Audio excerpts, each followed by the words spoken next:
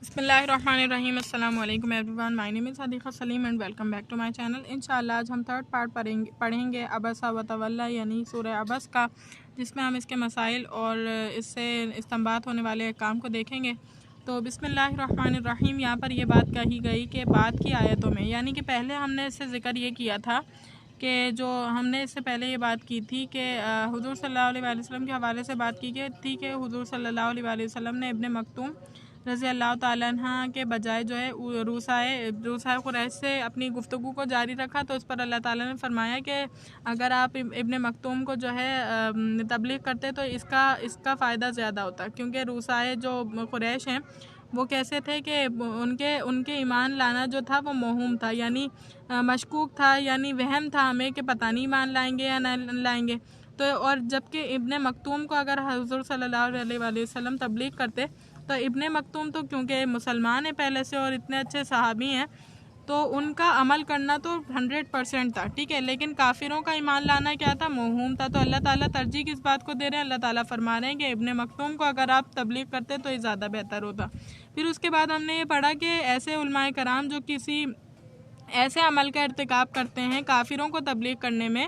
جو کہ مسلمانوں کے دلوں میں شکوک و شبہات پیدا کرتے ہیں، تو ایسا کرنا جائز نہیں ہے۔ یعنی کسی عالم کو ایسا نہیں کرنا چاہیے کہ ایسا کوئی عمل کریں کافروں کے لیے، یعنی کافروں کو تبلیغ کرنے میں ایسا کوئی عمل کریں جس کی وجہ سے کسی مسلمان کے دل میں کوئی شک و شبہ پیدا ہو، تو یہ جائز نہیں ہے۔ اس کے بعد یہاں بتایا جا رہا ہے کہ قرآن کریم میں اسی بات کو پوری وضاحت سے بیان فرمایا گیا۔ اعوذ باللہ من الشیطان الرجیم، بسم اللہ الرحمن الرحیم۔ اما من استغنا، ٹھیک ہے، فانت لہ تصدی، کہا جا رہا ہے کہ جو استغنا یعنی جو مستغنی ہے، جو بے پرواہی اختیار کرتا ہے، آپ کی بات نہیں سنتا، فانت لہ تصدی، اس کے تو پیچھے پڑتے ہیں آپ، یعنی آپ اس کے پیچھے جو ہے کوشش کرتے رہتے ہیں کہ وہ بات سن لے۔ جو آپ کی بات نہیں سن رہا اس کے پیچھے کوشش کر رہے ہیں، یعنی جو شخص آپ کے دین سے استغنا اور بے رخی برت رہا ہے،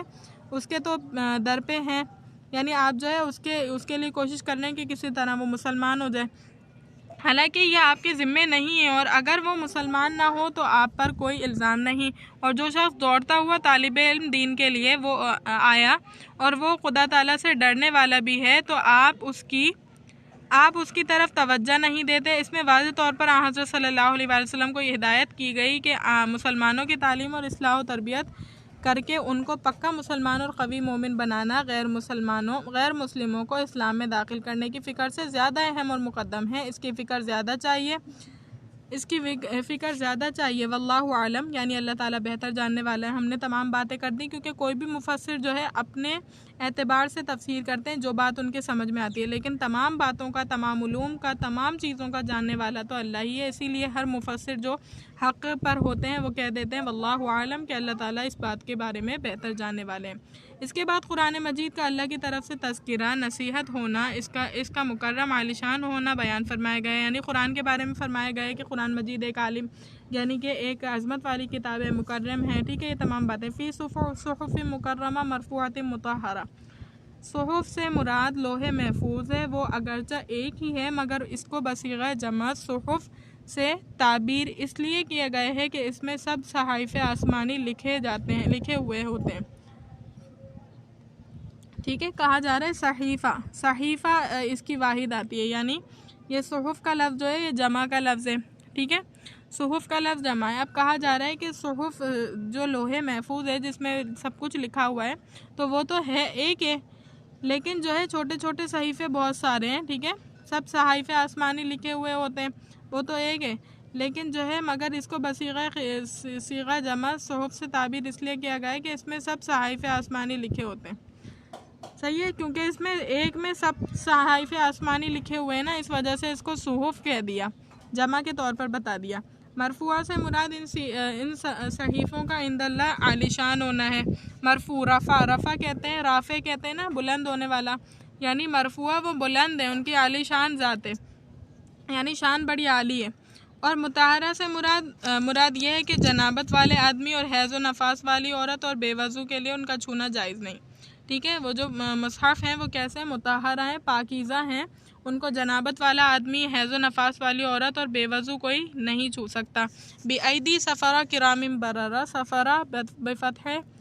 بفتحین سافر کی جمع بھی ہو سکتی ہے جس کے معنی کاتب کے ہیں۔ اس صورت میں اس سے مراد فرشتے کرام کاتبین یا انبیاء علیہم السلام اور ان کی وحی کو لکھنے والے حضرات ہوں گے۔ حضرت ابن عباس اور مجاہد سے یہی تفسیر ہے، ٹھیک ہے۔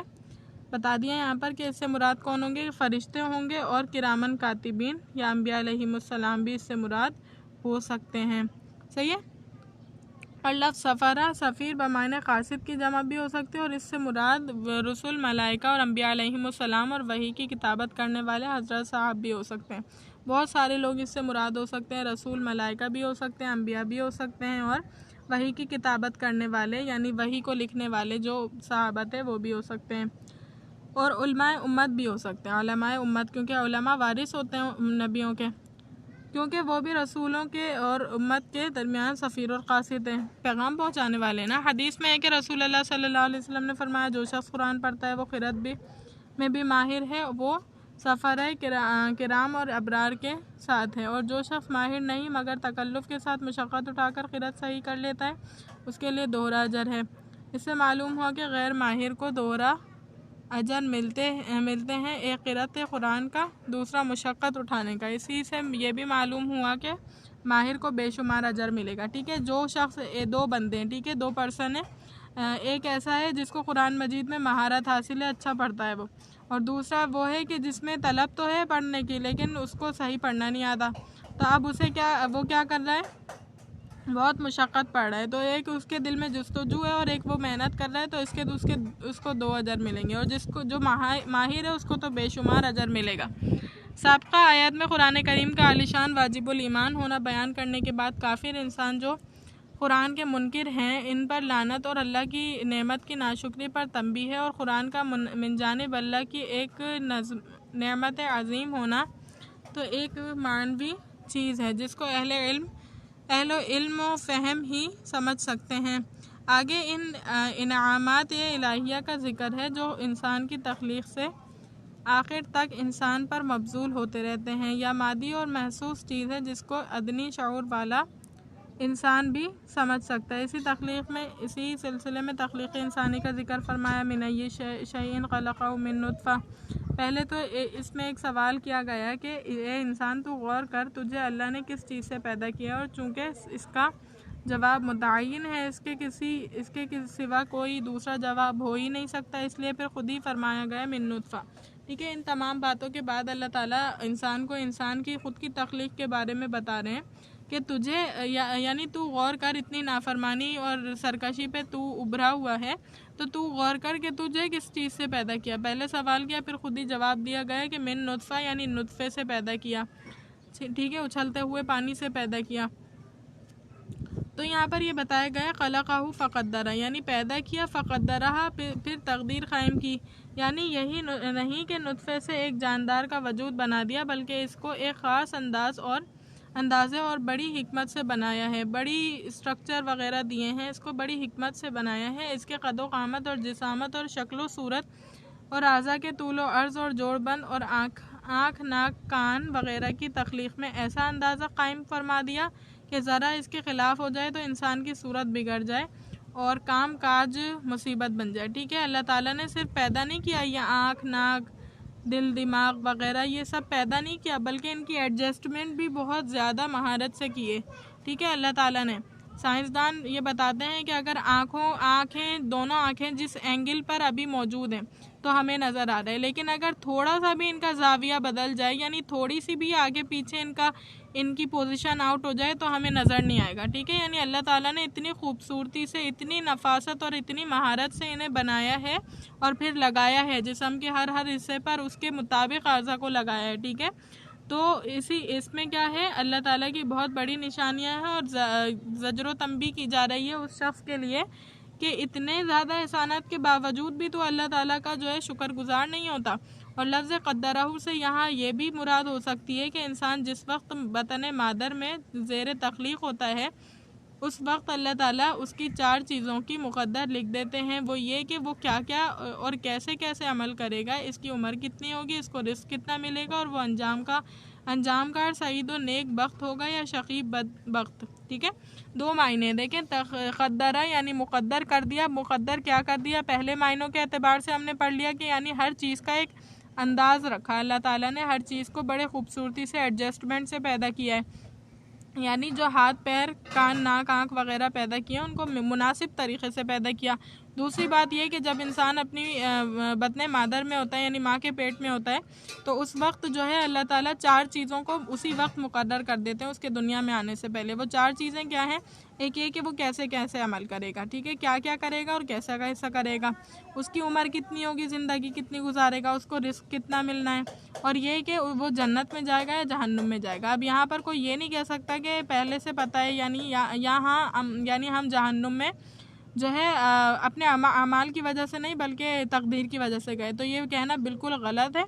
کیونکہ آپ نے اپنے کام، یہ جو کچھ بھی آپ نے برے کام کیے جس کی وجہ سے کوئی انسان اللہ نہ کرے جنت میں دوزخ میں جائے گا، تو وہ جو ہے اپنے اعمال کی وجہ سے دوزخ میں جائے گا، ٹھیک ہے، کیونکہ جو اچھے اعمال کر رہا ہے وہ بھی تو اپنے اختیار سے اعمال کر رہا ہے نا، تو یہ دونوں جو ہے اپنے اپنے اختیار سے، ہاں ظاہر ہے اللہ تعالیٰ نے تقدیر لکھ دی اور اللہ تعالیٰ کو تمام پیش آنے والی باتوں کا علم ہے، لیکن ہم سے ہماری تقدیر جو ہے وہ مخفی ہے، تو ہمیں کیا کرنا چاہیے؟ اپنا عمل جاری رکھنا چاہیے، ٹھیک ہے۔ ثم السبیل یسرہ، پھر کہہ رہے ہیں اللہ تعالیٰ نے اس کا آسان، کس کا آسان؟ یعنی کہ یسرہ، ضمیر کس کی طرف لوٹ رہی ہے؟ انسان کی طرف۔ ثم السبیل، پھر اس کا راستہ، یسرہ، آسان بنا دیا، یسرہ بنایا اللہ نے، اس کا راستہ، یعنی انسان کا راستہ اللہ نے آسان بنا دیا۔ یعنی کہہ رہے ہیں کہ جب حق تعالیٰ نے اپنے حکمت بالغہ سے انسان کی تخلیق بطن مادر کی 3 اندھیریوں اور ایسے محفوظ مقام میں فرمائی کہ جس کے پیٹ میں یہ سب کچھ ہو رہا ہے اس کو بھی اس تخلیق کی تفصیل کی کچھ خبر نہیں، پھر یہ زندہ تمام اعضاء و جوارح سے مکمل انسان جس جگہ میں بنا ہے وہاں سے اس دنیا میں آنے کا راستہ بھی باوجود تنگ ہونے کے حق تعالیٰ کی قدرت کاملہ ہی سے آسان فرما دیا کہ 4-5 پاؤنڈ کا وزنی جسم صحیح سالم برآمد ہو جاتا ہے، ٹھیک ہے، اور ماں کے وجود کو بھی اس سے کوئی خاص نقصان نہیں پہنچتا۔ فتبارک اللہ احسن الخالقین، ٹھیک ہے، کہہ رہے ہیں کہ اللہ تعالیٰ نے صرف یعنی مقدر نہیں کی بلکہ اس کے آنے کا راستہ بھی آسان بنا دیا۔ جو بطن مادر میں جو بچہ موجود ہے تو اس کے لیے اللہ تعالیٰ نے اس کے ولادت ہونے کا راستے کو بھی آسان بنا دیا ہے، ٹھیک ہے، اور یہ کام جس کے پیٹ میں یعنی جس ماں کے پیٹ میں ہو رہا ہے اس کو بھی ان تمام باتوں کا نہیں پتہ، یعنی اتنا مخفی رکھا اور اس کے باوجود یہ تمام پروسیجرز ہوتے ہیں اور اس کے باوجود اس جاندار کو بھی نہیں پتہ چلتا۔ پھر یہاں فرمایا گیا فتبارک اللہ احسن الخالقین، پس برکت والا ہے احسن الخالقین یعنی اللہ تعالیٰ، ٹھیک ہے۔ تو اس کلمے کو آپ نے اپنے جو ہے کسی بھی اچھی چیز کو دیکھیں تو آپ کو اس کا حصہ بنانا چاہیے، فتبارک اللہ احسن الخالقین۔